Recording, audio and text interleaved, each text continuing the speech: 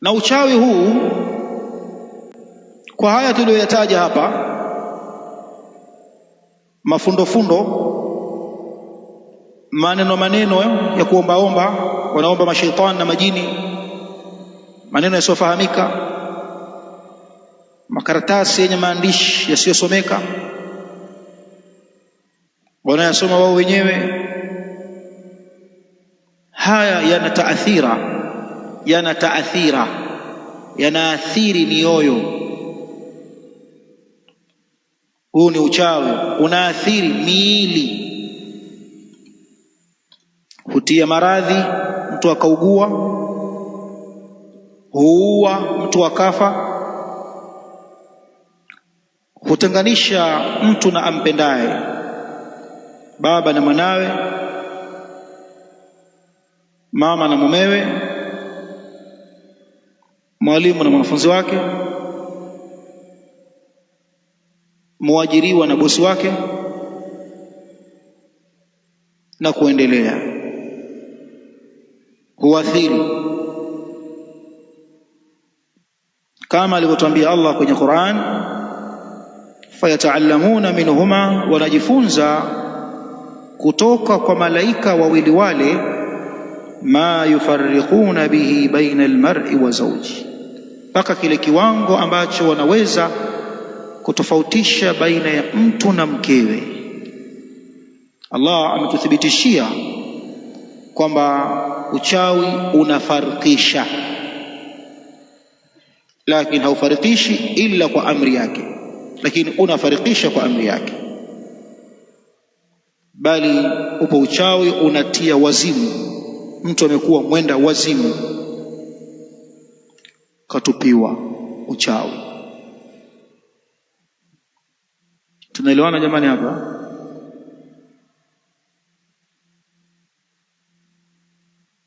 Na ndio maana katika miongoni mwa zile aya za suratul Alaq,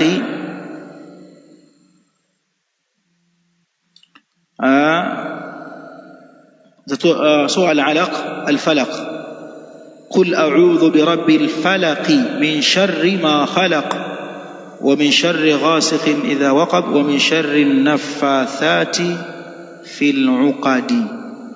Ikathibitisha kwamba kumbe wako wachawi wanaopuliza katika mifundo. Ikaja hii aya, wa min sharri naffathati fil uqadi, na kwamba anajikinga kwa Allah kutokamana na shari za wachawi annaffathati, wanaopuliza fil uqadi, katika mifundo. Wanapuliza upulizaji wa kichawi, anapuliza na kuna maneno anasema, anapuliza kwa maneno anasema. Anaweza kukutaja jina lako fulani fulani kadha, huyu apatwe na hili, apatwe na hili, apatwe na hili, huku akiwa anaomba msaada mashaitani.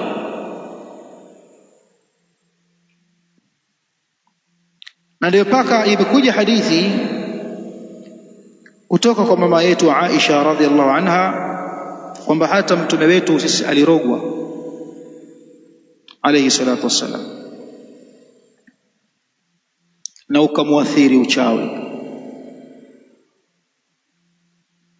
mpaka alikuwa akidhani kwamba amefanya jambo fulani wala hajalifanya. Anahisi kana kwamba nimefanya kitu fulani, kumbe hajafanya kitu.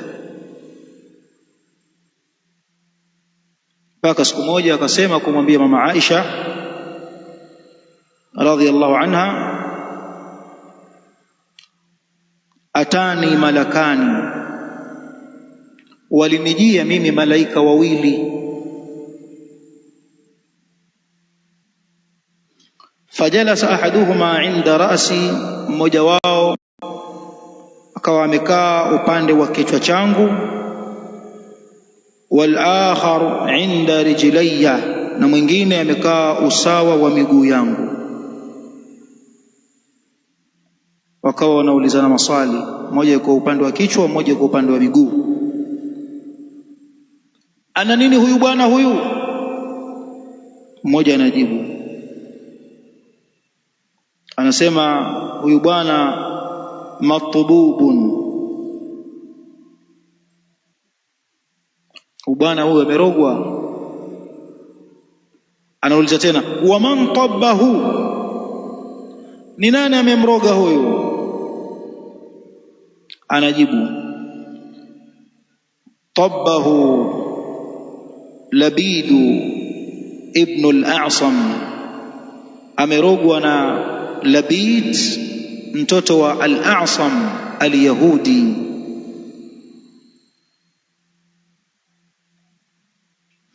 Amemrogea kwa kitu gani huyu? Malaika anajibu, fi mushtin wa mushatatin,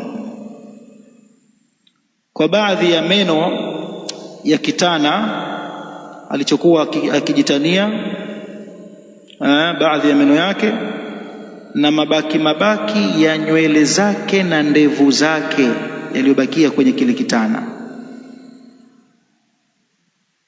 Hivi viko wapi? Anataja viko ambavyo vimeingizwa kwenye kisima, fi bi'ri Dharwana,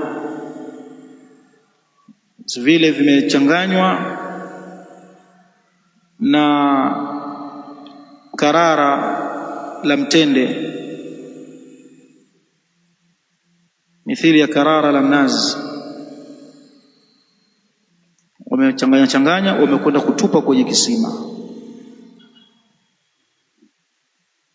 Ndipo akafanyiwa ruqya bwana Mtume sallallahu alaihi wasallam, na ndipo alipoteremshiwa hizi sura, qul a'udhu birabbil falaq na qul a'udhu birabbin nas, iwe ni kinga na ni ruqya kwake kwa matatizo.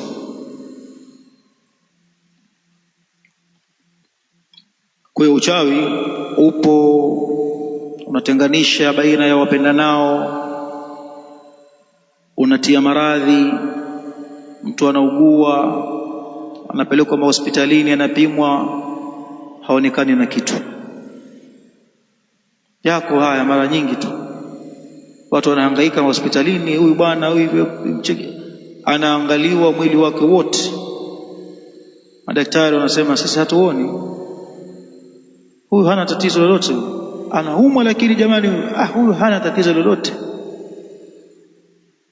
Sasa utakuta wale madaktari wengine ambao wana viitikadi vya kishirikina, anakuambia wana huyu hana maradhi ya hospitali. Manake hapo kishaambiwa hivyo, manake nendeni kwa madaktari wengine wataalamu, huyu hana maradhi ya hospitali. Kama kumtaka kumwangalia maradhi, nendeni mkapige ramli. Yaani kana kwamba anamwambia akapigeni ramli. Lakini mtu anaugua, anaumwa kabisa, mtu mwenye imani na tauhid anawaambia msinipeleke kokote, yaani mimi siendi kwenye shirki. Mtu mwingine wanampeleka, yatokea bahati mbaya anafia kule kule kwa waganga wa kienyeji, akiwa ameridhia kwenda kupigwa ramli na kutazamiwa, anakufa na imani isiyokuwa ya Kiislamu. Hatari kabisa. Kwa hiyo uchawi unatia maradhi, uchawi unaua, uchawi unatoa akili. Mtu anakuwa kichaa na ukota makopo barabarani, kafanywa mambo ya kichawi. Wengine hutokea ni maradhi tu, kwamba Allah kawakadiria kuna mtihani fulani umepata wa kimaradhi, basi ameugua hivyo. Wengine vichaa ni vya kurithi pia, wana vichaa vya kurithi. Wale kwa ule ni uko vichaa wale, au kwa ule ni uko watu mwezi mchanga, ukifika mwezi mchanga basi wanaathirika. Hutokea hayo. Hiyo ni aina ya kwanza, ambayo hii inakuwa aina ya kuomba msaada kwa mashaitani katika hali ya kutaka kumdhuru mtu waliomkusudia kumdhuru. Na hili ili usaidiwe na mashaitani, na wewe pia mashaitani kuna mambo wanataka uyafanye kwao. Kuna mambo na mashaitani na wao wanataka wewe uyafanye kwao, uwafanyie. Yani nipe nikupe. ukitufanyia haya sisi tutakufanyia uyatakayo. Na yote hayo ni kutaka kukufisidia dini, ikafisidika.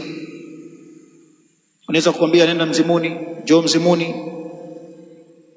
njoo Mzimuni tumwagie damu, tunataka mnyama mwenye miguu minne. Kwa hiyo uende ukachinja ng'ombe au ukachinja mbuzi, ukaielekeza ibada kutoka kwa Allah ukaielekeza kwa asiye kwa Allah. Sisi Waislamu tunaitakidi kwamba kuchinja wanyama ni ibada, tunajikurubisha kwa Mola wetu aliyetuumba. Wakati huo huo tunaitakidi kwamba tunapomwaga damu za wale wanyama, zile damu hazimfikii yeye wala hanywi, wala zile nyama za wanyama wetu hazimfikii yeye, kwa sababu Mola wetu hali. Lakini kinachofika kwake yeye ni ile hali ya uchamungu wetu, ya kwamba tumenunua kwa pesa zetu nyama tukachinja kwa ajili yake tumridhishe Mola wetu. Hili linapaa kwake yeye Allah, na wala hanufaiki nalo kwamba kuna sehemu Allah anazidi au anazidishiwa. Hapana, bali lile linapanda, alafu Allah anakuwekea wewe mwenyewe likakufaa siku ya Kiyama. Ndio maana anasema ilayhi yas'adu al-kalimu at-tayyibu wal 'amalu as-salihu yarfa'uhu. Kwake yeye Allah yanapanda maneno mazuri na matendo mema anayainua kwake. Wal 'amalu salihu yarfa'uhu, na matendo mema pia anayainua kwake yeye huko juu, anakuwekea ili aende akakulipe siku ya Kiyama. Mja wangu, ulitoa pesa yako sikukuu ya kuchinja ukanunua mbuzi, kipindi ambacho hila yako labda ulikuwa na mahitaji nayo mengine, lakini umelifanya hili kwa ajili ya kutaka radhi zangu, basi ingia peponi. Mja wangu, wewe ulikuwa umepata vijipesa, ukaona nimridhishe Mola wangu subhanahu wa ta'ala, ninunue mnyama nimchinje, nigawe nyama kwa maskini na kwa mafukara wafurahi, na hilo jambo limridhishe Mola wangu. Kwa hiyo wema wako huu tumekuwekea, huu hapa tumekuzidishia daraja la peponi kwa sababu ulifanya jambo hili jema. Kwa hiyo kuchinja kwetu sisi ni ibada. Sasa shetani anapokuambia nichinjie, au njoo na njiwa, njoo na kuku mwekundu, kuku mweupe, njoo sijui na mnyama mwenye miguu minne uje umchinje, tayari ni kana kwamba amekwambia badala ya wewe kumsujudia Allah, njoo nisujudie mimi. Kwa maana umeitoa ibada ya Allah kwa Allah, umeielekeza kwa asiye kuwa Allah. Ashakutoa kwenye Uislamu wako, ameshakutoa kwenye Uislamu wako, kwa maana umeshamtumikia shetani. Kwa hiyo wewe ukimtumikia shetani, na yeye anakutumikia, na yeye anakutumikia. Kwa bwana, mimi yule mzee fulani nataka jua lisichwe, yule mzee fulani jua lisichomoze, tupate taarifa ya kifo chake. Shetani na yeye anakwenda kutumikia. Kweli bwana, ukawa unatisha kijijini, unatisha wilayani, unatisha mkoani, kwamba mzee fulani akikutaka jua halichwi. Ni jinsi gani yeye anavyotaamaliana na mashaitani, na jinsi gani mashaitani wanavyotaamaliana na yeye. Nipe nikupe, fanya baya nikufanyie baya lako. Bali hutokea mashaitani wakiwataka watu hao, watu wao, marafiki zao, katika hali ya kuwatumikia, wanawaamrisha mpaka wachukue Qur'an, wainajis Qur'an. Kwa hiyo kila vile kufuru zako zinavyokuwa kubwa, ndivyo kila vile makarama yako ya kishetani yanavyokuwa makubwa. Wewe utakufa leo, shetani wake, majini yake anakwenda kumshughulikia wewe.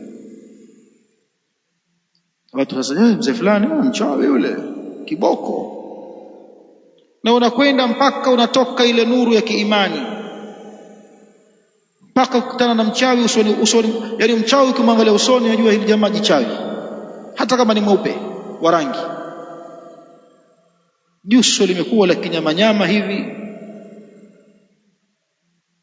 dhahiri. Hii ni aina ya kwanza.